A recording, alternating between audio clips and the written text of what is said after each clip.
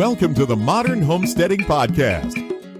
We have allowed ourselves to become so disconnected and ignorant about something that is as intimate as the food that we eat. Be prepared to grow your own for victory.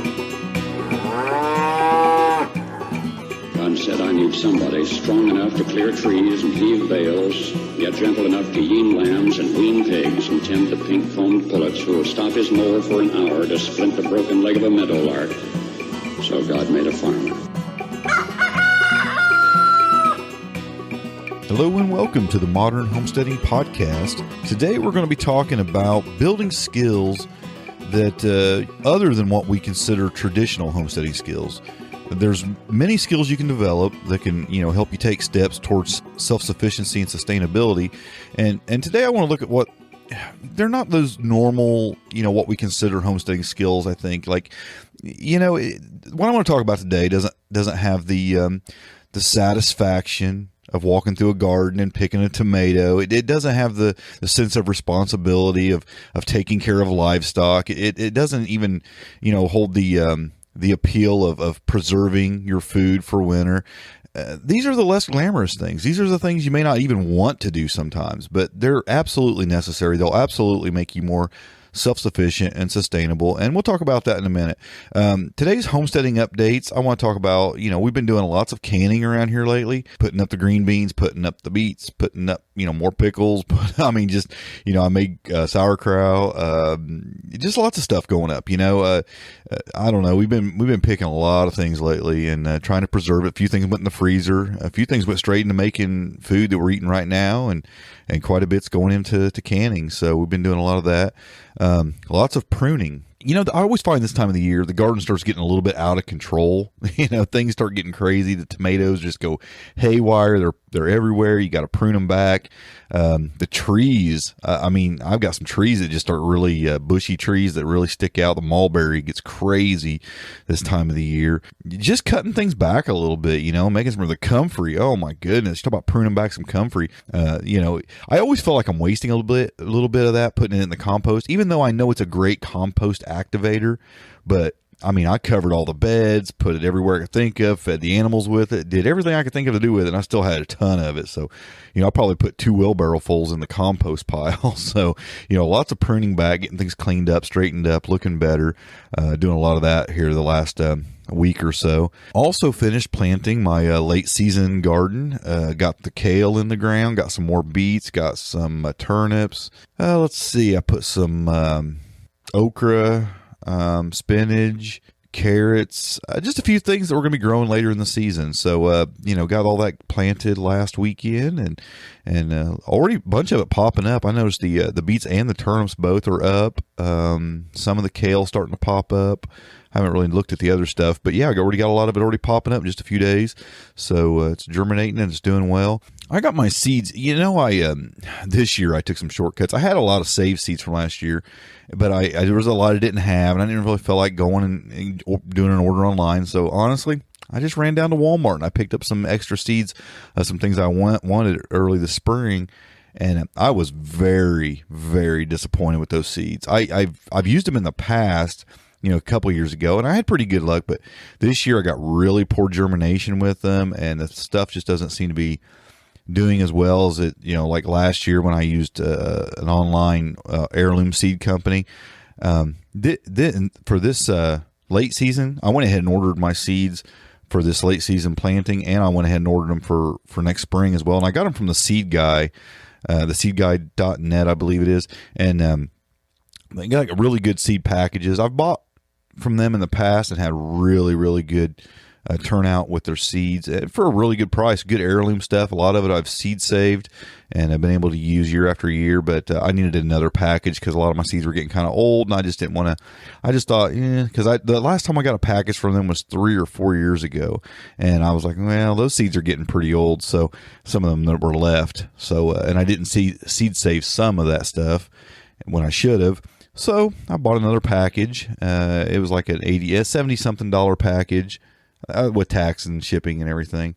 And, I always like their seeds. So those are what's already popping up and germinating real well. So, again, I'm seeing real good results from what I get from them. So, Highly recommend them. I did have a little bit of a shipping issue with them, and they had made a mistake, and I got a hold of them, and they quickly resolved it, even made a phone call to me and resolved it really quick. So very good customer service. And, mistakes happen. I don't hold that against them. It's just they kind of got something overlooked, and, it says 3 to 5 days on their website. Well, several, like 10 days later, I hadn't seen that it shipped, and I called them, and some things got overlooked in the process there, and boy, they were very apologetic and very quick to ship it out to me. And I think I got it just a couple days later. So quick resolve. And like I said, I don't hold anything against anybody when mistakes happen.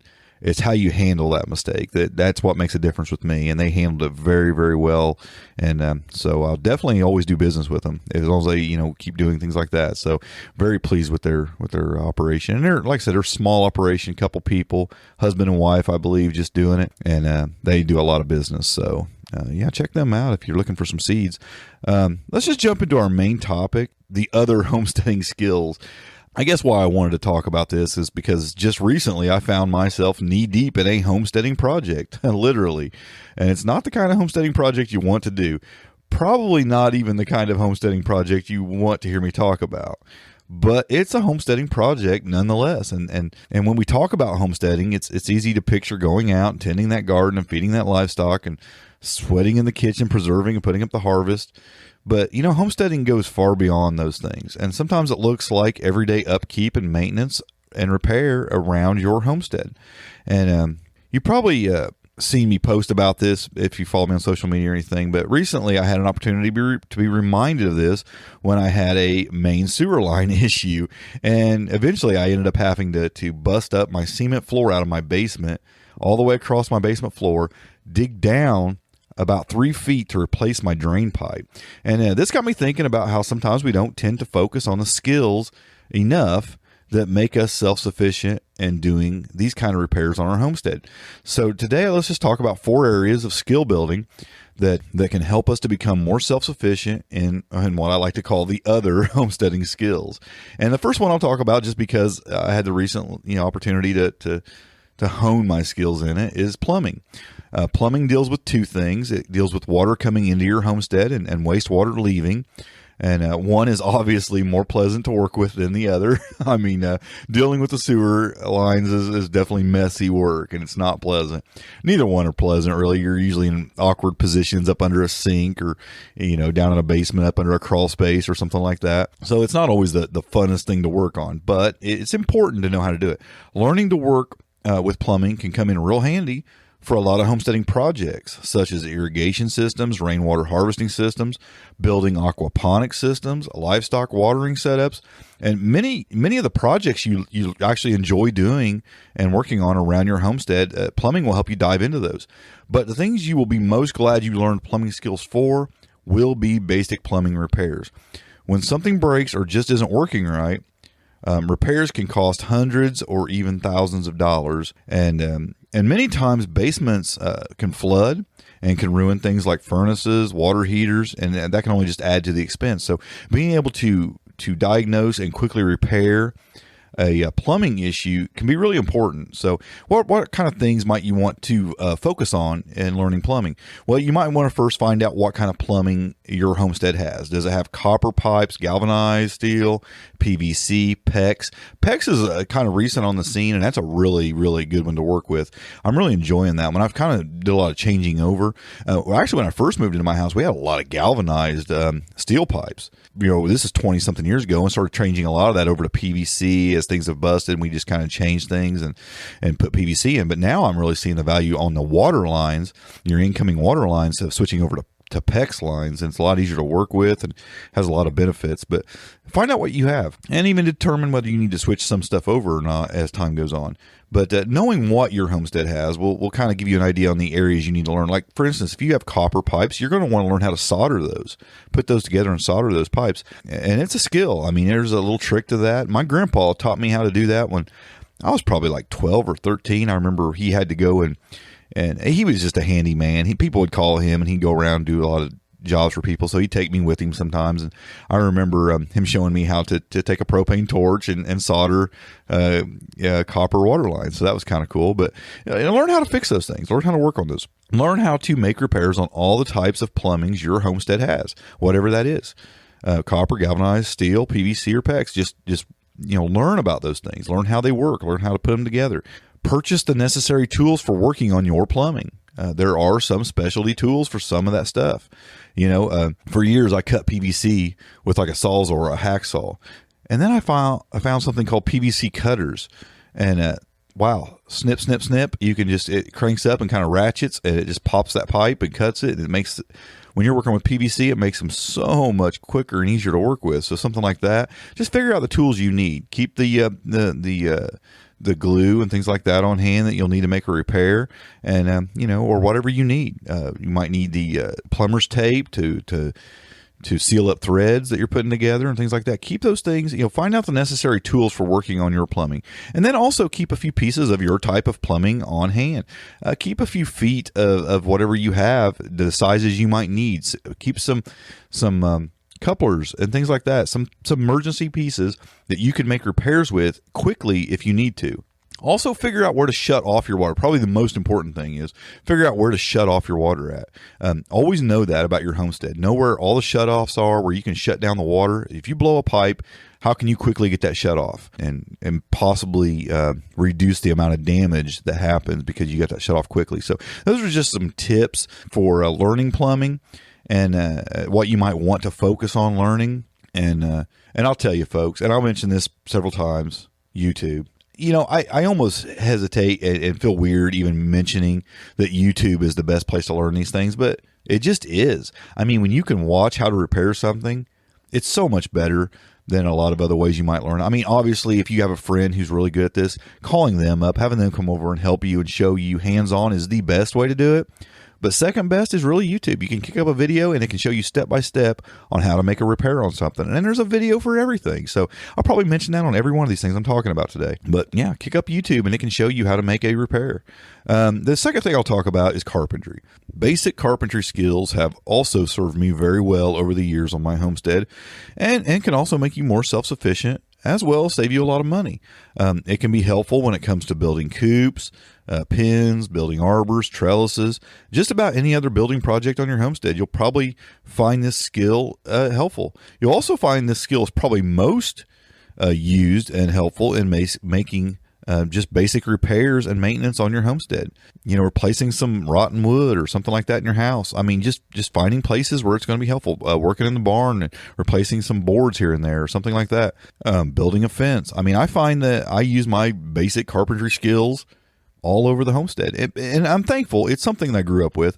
My dad, he taught me how to build things at a very young age. I mean, like, at 6 or 7 years old, he would have us pulling nails and hammering nails into things.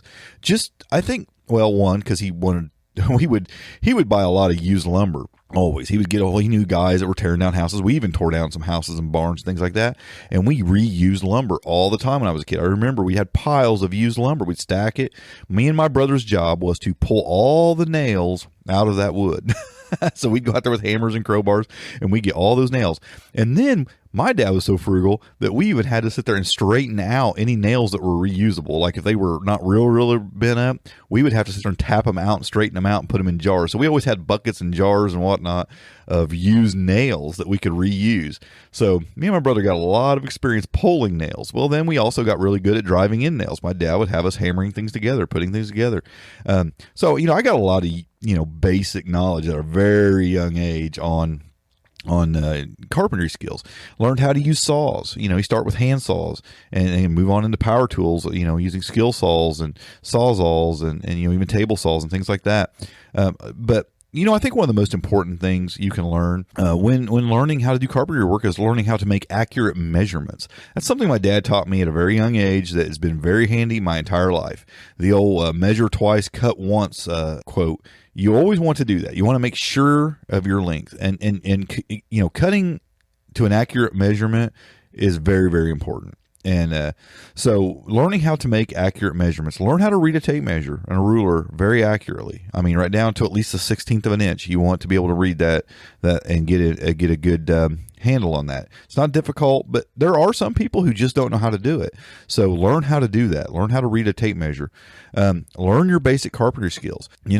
If you're not good at driving a nail, you can do it. Just practice. It's one of them things that experience will be a great teacher, and the more you do it, you'll get better at it. Nowadays, a lot of things put together with screws. I mean, my cordless drill is the most used tool on my homestead, and I have a Phillips screw bit in it, and I have a lot of wood screws and drywall screws and things like that I use to put things together with.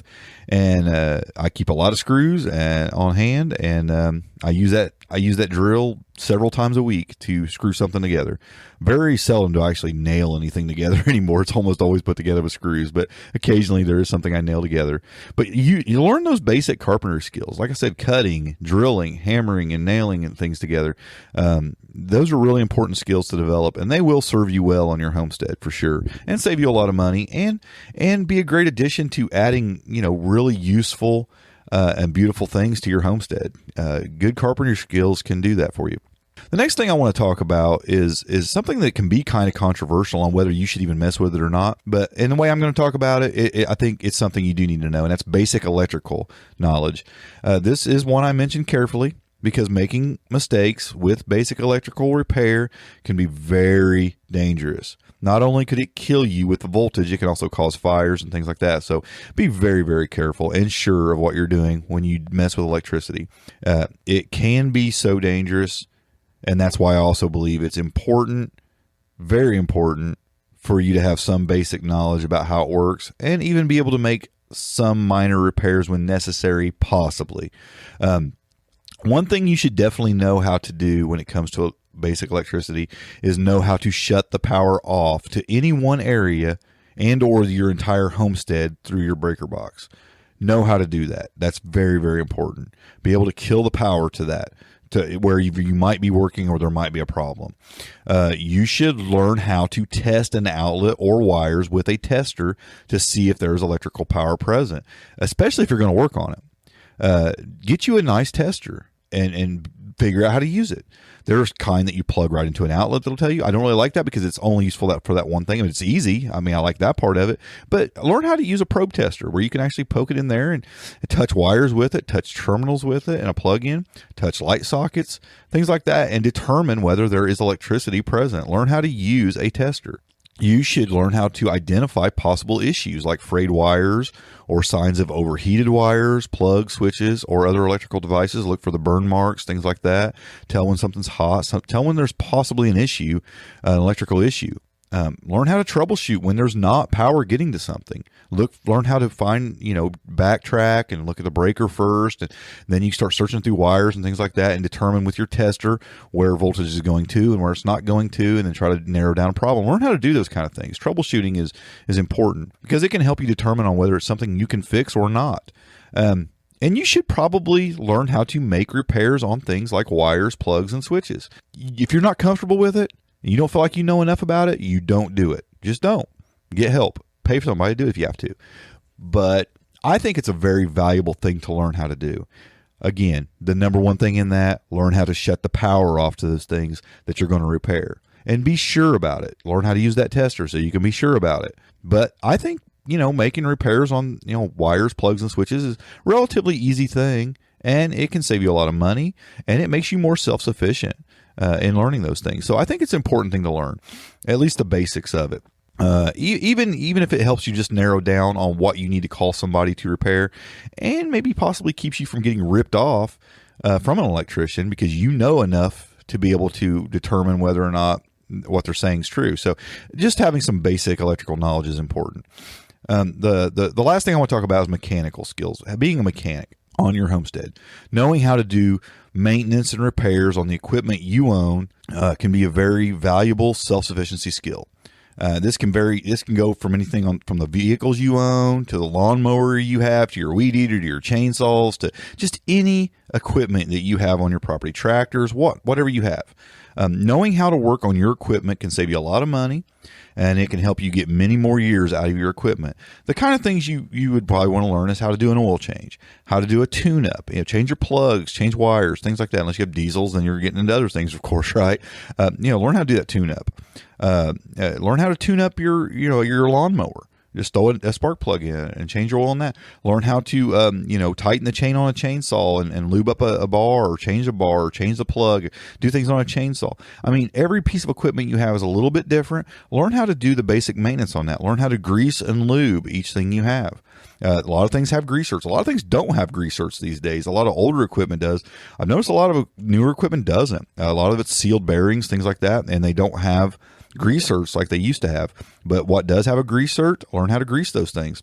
Learn how to replace belts, things like lawnmowers, your car, your tractors. If you have a riding lawnmower, things like that. Learn how to change the belts on those things. It's a very valuable skill to have. Learn how to just do basic maintenance, repair, mechanic skills. Learn those basic mechanic skills. Learning how to use ratchets and screwdrivers and pliers and cutters and the things that you would use to make adjustments and do tune-ups on things. Very important skill. Again, I've been doing that since I was a young kid. My dad, before he ever got in the trucking business, he got in the trucking business when I was a teenager. Before that, he owned it was a body shop / mechanic shop. It was in a small town here in Indiana, and it had a 3-bay mechanic shop and a 3-bay body shop on the other side. And I worked in the body shop and the mechanic shop for years and years for my dad. So I learned a lot about painting cars, working on cars, everything to do with cars. And, we just learned how to do everything. My dad was very mechanically minded guy, and he did a good job of passing that stuff down to me, and I'm very appreciative of that. So it's definitely a skill that can come in very, very handy, and even makes you an important person for other people to know, because the more you know about things, all these skills that I'm talking about, it makes you a person who people love to be a friend with, because you can help them do things as well. And that's always a great bartering thing to have. If you can barter your skills, it can come in pretty handy. You might want to just do things because you're friendly and whatnot, and that's a great thing to do. I do a lot of that, but it's also nice to say, hey, can you help me do a tune-up on my car, and I'll buy you this, or I'll give you whatever here, or give you a couple dozen eggs if you don't raise chickens or whatever. I mean, it can be a valuable barter skill, any one of these things, for helping out other folks. So those are what I want to talk about today. I think these are these other homesteading skills that we don't talk enough about, but are in a lot of ways just as valuable, and maybe sometimes even more valuable than those things that look good on the website, the feeding the animals and the gardening and all that kind of stuff. So that's what I want to talk about today. Again, I want to make the couple recommendations. YouTube is without a doubt going to be your best resource for learning these skills. Another thing I'll tell you about is, I'll put a link to it in the show notes, is the Chilton DIY Manuals. When it comes to doing mechanic maintenance on your car, and some other equipment too, they make manuals through Chilton that are really, really useful. I have a lot of Chilton manuals on my cars and that I've owned, and the ones I currently own. And YouTube is valuable, but there's just times you need to look up a torque rating or something like that on something for your car. Chilton manuals are really handy for that. But just having internet access is pretty valuable for looking those things up as well. But having a book on hand, I'm a book guy, so having a book on hand is always useful to me. On our Homestead Life segment today, what am I going to talk about that's better in my life because of homesteading? And that is canning the harvest. And I don't mean the actual act of canning that has made my life better. In fact, that's a lot of hard work, and I don't enjoy that all that much. But what I mean is that feeling you get when there is, a foot of snow on the ground, and you reach into your cupboard and you pull out a jar that has been in there for months, and you fix a healthy, tasty, hot meal that came from your garden in the middle of winter. And that's a great feeling, and it's something that I think my life's better because of, and that has entirely to do with homesteading. I wouldn't be doing that if it wasn't for homesteading. So canning is a really great part of my life, and I hope it is in yours as well. So that's what I enjoy about the homesteading life today. Thanks for joining me today, folks. Hope you enjoyed this episode, and we'll catch you next time. Happy homesteading, and God bless.